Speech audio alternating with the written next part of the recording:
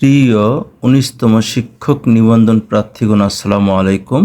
আজকে আমি দুটি গুরুত্বপূর্ণ অঙ্কের সমাধান করব, যে দুটি অঙ্ক খুবই গুরুত্বপূর্ণ, বারবার শিক্ষক নিবন্ধন পরীক্ষায় এসেছে। তাই ভিডিওটি খুব ভালো করে দেখবেন, তাহলে অঙ্কের আর কোনো সমস্যাই থাকবে না। তাহলে ক্লাস শুরু করা যাক। একটি প্ল্যাটফর্মের দৈর্ঘ্য ২০০ মিটার, ২৫০ মিটার লম্বা একটি ট্রেনকে অতিক্রম করতে যে দূরত্ব অতিক্রম করতে হবে তা হলো, মনে রাখতে হবে একটি ট্রেনকে একটি প্ল্যাটফর্ম অতিক্রম করতে হলে ট্রেনের দৈর্ঘ্য ও প্ল্যাটফর্মের দৈর্ঘ্য অতিক্রম করতে হবে। সেক্ষেত্রে ট্রেনের দৈর্ঘ্য এবং প্ল্যাটফর্মের দৈর্ঘ্যকে যোগ করলেই মোট দৈর্ঘ্য বা দূরত্ব পাওয়া যাবে। তাহলে মোট দূরত্ব অতিক্রম করতে হবে কত? ২০০ মিটার, এটা হলো প্ল্যাটফর্মের দৈর্ঘ্য, প্লাস হলো ট্রেনের দৈর্ঘ্য কত? ২৫০ মিটার। এটা কি দূরত্ব?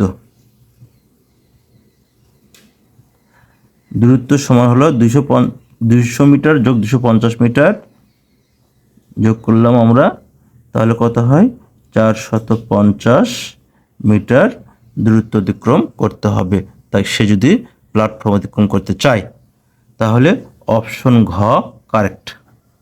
X plus y is equal to 710 এবং এক্স ওয়াই ইজিক্যাল টু 60 হলে এক্স মাইনাস ওয়াই হোল স্কোয়ারের মান কত? এই অঙ্কটি অনেকবার এসেছে, অঙ্কটি খুবই গুরুত্বপূর্ণ।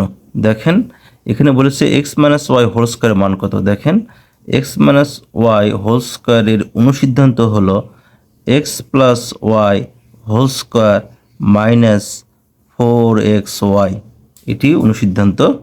তাহলে এক্স প্লাস ওয়াইয়ের মান কত? 17, 17-এর উপর স্কোয়ার বিয়োগ 4 ইন্টু এক্স ওয়াইয়ের মান হলো 60। 17 গুণ করলে কত হয়? 289 হয়, বিয়োগ 4 6 24, 240, 289 থেকে 240 বাদ দিলে শুধু 49 হয়। তাহলে এক্স মাইনাস ওয়াই হোল স্কোয়ারের মান হবে 49। অপশন ক কারেক্ট।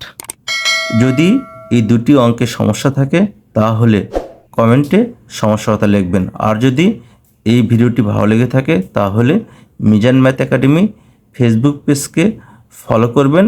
আর যারা ইউটিউবে দেখবেন তারা মিজান ম্যাথ একাডেমি ইউটিউব চ্যানেলকে সাবস্ক্রাইব করে পাশের বেল আইকন বাজিয়ে দেবেন।